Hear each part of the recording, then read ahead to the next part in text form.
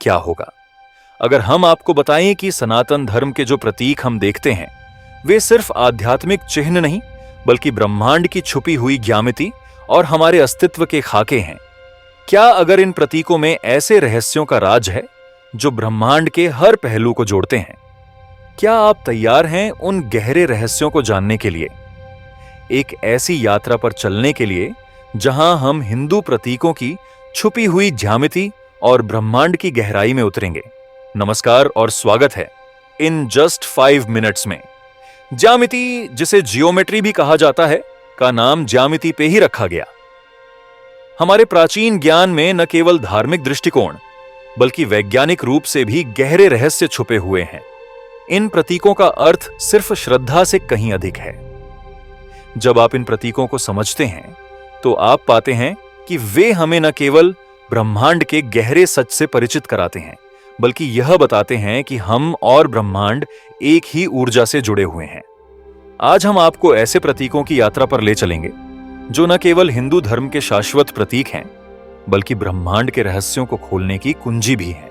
हम शुरुआत करते हैं सनातन धर्म के सबसे प्रभावशाली प्रतीकों में से एक श्री यंत्र से। यह अद्वितीय पवित्र ज्यामिति सिर्फ एक चित्र नहीं बल्कि ब्रह्मांड के संतुलन, शांति और ऊर्जा का प्रतीक है। श्री यंत्र के आकार में छुपा हुआ है एक गूढ़ अर्थ जो हमें ब्रह्मांड की संरचना और उसकी ऊर्जा के बारे में बताता है। श्री यंत्र, जो कि सनातन धर्म का एक अत्यंत शक्तिशाली प्रतीक है, उसके अंदर बहुत ही जटिल ज्यामिति का प्रतीक है। इसमें त्रिकोणों का मिश्रण है जो महिला और पुरुष ऊर्जा का प्रतिनिधित्व करते हैं, जो मिलकर एक अद्वितीय संतुलन बनाते हैं। यह ब्रह्मांड के संपूर्ण संतुलन और उसकी संरचना का दर्शक है। इसे केवल एक कला के रूप में न देखकर इसे एक ब्रह्मांडीय खाका माने, जिसमें हर रूप, हर चित्र, हर रेखा और हर कोण का अपनी जगह पर एक विशेष कार्य है। यह ब्रह्मांड के हर घटक को एक दूसरे से जोड़ता है।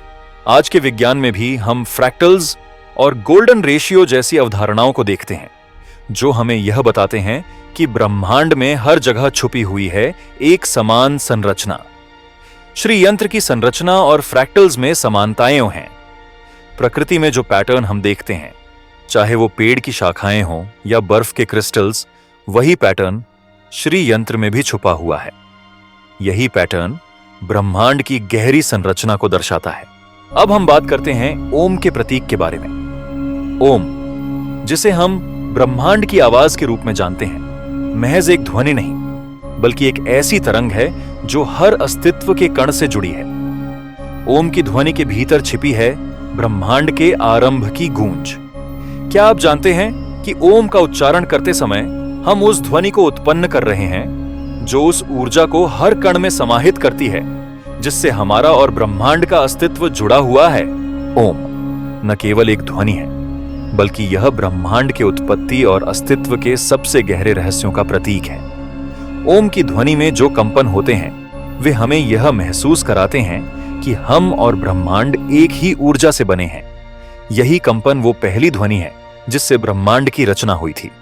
जब हम ओम का उच्चारण करते हैं, हम उस ऊर्जा के साथ एकाकार हो जाते हैं जो ब्रह्मांड में हर स्थान पर मौजूद है।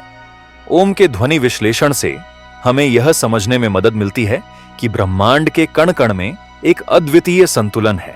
आपने हमारे पिछले एपिसोड्स में देखा होगा कि मॉडर्न फिजिक्स में भी हम क्वांटम मैकेनिक्स और अन्य सिद्धांतों में इस ऊर्जा के कंपन को महसूस करते हैं। क्या यह संयोग है कि ओम और इन विज्ञानों में समान कंपन के सिद्धांत छुपे हैं? शायद यह दिखाता है कि दोनों ज्ञान के क्षेत्र, प्राचीन और आधुनिक, अंततः एक दूसरे से जुड़े हुए हैं। मंडल सनातन धर्म का एक और शक्तिशाली प्रतीक है जो सिर्फ एक रचनात्मक कला नहीं बल्कि ब्रह्मांड के क्रम और जीवन के चक्र को दर्शाता है। हर मंडल की रचना एक विशेष उद्देश्य से होती है जो हमें ब्रह्मांड की गहरी सच्चाई को समझने में मदद करती है। मंडल केवल एक सुंदर डिजाइन नहीं है बल्कि यह ब्रह्मांड की कार्यप्रणाली का एक गहरा प्रतीक है। जब हम मंडल को ध्यान से देखते हैं तो हम पाते हैं कि इसका हर एक तत्व किसी न किसी ब्रह्मांडीय सिद्धांत को प्रदर्शित करता है। यह जीवन के चक्र को, ब्रह्मांड के चक्रीय स्वभाव को दर्शाता है। यही कारण है कि हम इसे अक्सर जीवन के चक्रीय स्वभाव के साथ जोड़ते हैं। आज के विज्ञान में हम ब्रह्मांड के चक्रीय सिद्धांतों को बिग बैंग और सर्वकालिक सृष्टि के रूप में जानते हैं, और यह बिल्कुल उसी तरह है जैसे हिंदू ग्रंथों में समय के चक्रीय स्वरूप को समझाया गया है। जीवन, मृत्यु और पुनर्जन्म का यह चक्र कभी खत्म नहीं होता। यह प्रतीक और ज्यामिति हमें ब्रह्मांड के आपस में जुड़े होने का एहसास कराती है। इन प्राचीन प्रतीकों का मतलब सिर्फ शांति नहीं है, बल्कि यह ब्रह्मांड की गहरी संरचना और उस संरचना के भीतर हमारे कनेक्शन को भी दर्शाता है। सनातन धर्म के प्रतीकों का यह गहरा अर्थ है कि ब्रह्मांड का हर तत्व, हर कण, हर अणु एक दूसरे से जुड़ा हुआ है। जब हम इंद्रजाल की बात करते हैं तो यह वही विचार है जो आधुनिक भौतिकी में क्वांटम एंटेंगलमेंट के सिद्धांत के समान है। जैसा कि वैज्ञानिक कहते हैं कि एक कण दूसरे कण से पूरी तरह से जुड़ा हो सकता है, ठीक वैसे ही सनातन धर्म में यह माना जाता है कि ब्रह्मांड के हर तत्व का आपस में गहरा संबंध है। अगर हम इसे और गहराई से देखें तो हम पाएंगे कि इंद्रजाल और क्वांटम भौतिकी के सिद्धांतों में बहुत समानताएं हैं। स्वस्तिक, जो एक बहुत पुराना प्रतीक है, सनातन धर्म में शुभता, समृद्धि और जीवन के चक्र का प्रतीक है। इसके रूप में छुपा हुआ है जीवन की निरंतरता और समय का चक्रीय रूप। स्वस्तिक का प्रतीक जीवन की निरंतरता और समृद्धि का प्रतीक है। यह चतुर्दिक दिशा को और 5 तत्वों को भी दर्शाता है। यह एक ऐसा चिन्ह है जो समय के निरंतर चक्रीय रूप को प्रदर्शित करता है, जहां जीवन कभी समाप्त नहीं होता। यह सिद्धांत उस निरंतरता को दर्शाता है जिसे आज भी विज्ञान में इटर्नल रिटर्न या क्वांटम चक्रीय समय के रूप में माना जाता है। जब हम इन प्रतीकों और पवित्र ज्यामिति को समझते हैं तो हमें यह एहसास होता है कि वे केवल हमारे धार्मिक जीवन का हिस्सा नहीं हैं, बल्कि वे ब्रह्मांड के गहरे रहस्यों को जानने की कुंजी भी हैं।